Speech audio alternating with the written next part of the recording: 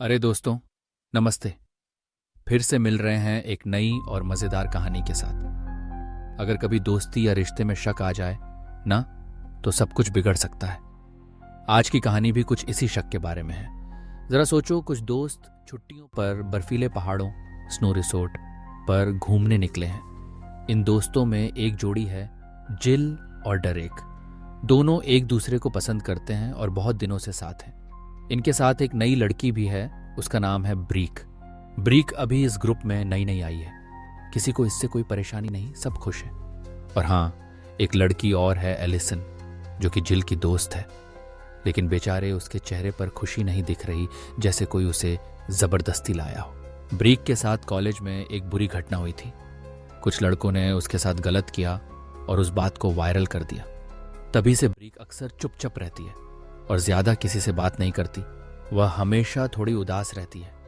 दोस्तों की कार को एक पुलिस वाले ने रास्ते में रोक दिया। पुलिस अंकल बोले, आगे बर्फ बहुत फिसलन वाली है, दूसरा रास्ता लो। डरेक समझदार था, उसने गाड़ी घुमा दी। रास्ते में सब एक पेट्रोल पंप पहुंचे। एलिसन वॉशरूम गई, जिल बाहर इंतजार कर रहा था। वहीं दुकान में ब्रीक को एक अजीब सा पंफलेट मिला। उसमें लिखा था, बहुत साल पहले इस गांव में लोगों को लगता था कि हर लड़की जादूगरनी, विच है, इसलिए वो कई लड़कियों को सजा देते थे। ब्रीक को ये कहानी बहुत खास लगी और उसने पंफलेट अपने पास रख लिया।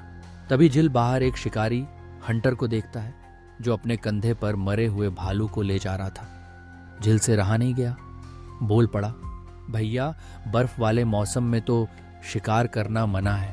हंटर बोला, अब तो भालू खतरनाक हो गए हैं, इंसानों पर अटैक करते हैं, इसीलिए मारना पड़ता है। ये सुनकर जिल गुस्सा गया और उससे बहस करने लगा।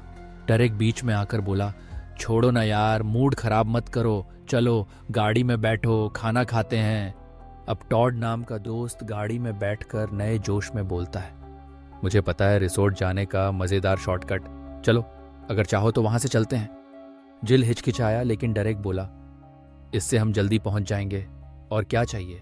दोस्तों ने सोचा शॉर्टकट से जल्दी पहुंचेंगे, सब लोग वही रास्ता पकड़ लेते हैं। पर अब असली थ्रिल शुरू होता है। यहाँ कोई राक्षस या भूत नहीं है, बस लोगों का खुद का डर, गुस्सा और शक पता चलेगा, जो इंसानों को ही डरावना बना सकता है। रास्ते में एक दोस्त, फिलिप्स, चुपचाप जिल को फोन पर मैसेज करता है। अब डरेक को सच्चाई क्यों नहीं बताती। इक्कीस को की उबे की जिल फोन देखती है, पर वो जवाब नहीं देती। मतलब कोई बड़ा राज है जो वह डरेक से छुपा रही है।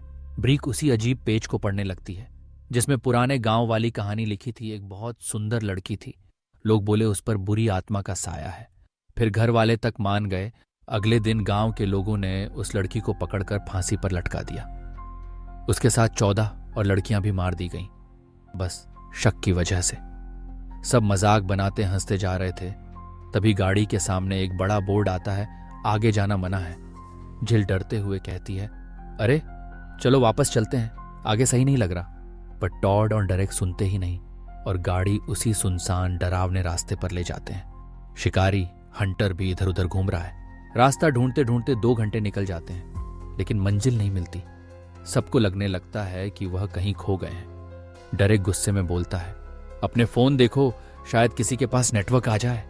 जिल एलिसन को जगाने जाता है, क्योंकि वह सो गई थी।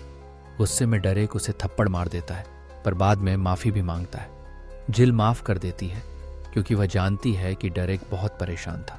इन सब के बीच डरेक का ध्यान कहीं और चला जाता है और अचानक कार पेड़ से टकरा जाती है, बर्फ में फंस जाती है। थोड़ा गुस्सा और झगड़ा भी होता है, पर कुछ देर बाद सब शांत हो जाते हैं और मिलकर सोचते हैं, आओ बर्फ हटाते हैं और गाड़ी को बाहर निकालते हैं। जिल वॉशरूम के लिए किनारे जाती है। उसके पीछे पीछे फिलिप भी आ जाता है। वह चाहता है जिल डरेक को सच्चाई बता दे। असल में जिल अब डरेक से अलग होकर फिलिप के साथ रहना चाहती है, पर अभी टाइम नहीं मिल पाया।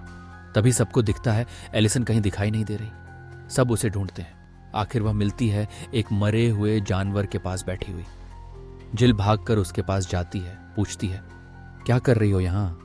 पर एलिसन कुछ बोलती ही नहीं, बस उस जानवर को अजीब तरह से छूती रहती है। अचानक उसको उल्टियां आने लगती हैं, तो सब जल्दी से उसे कार में बैठाते हैं। अब उसका चेहरा बदल गया है, आंखों के नीचे काले घेरे, मुंह बहुत सूख गया है। वह अब भी बहुत अजीब सी हरकतें कर रही है।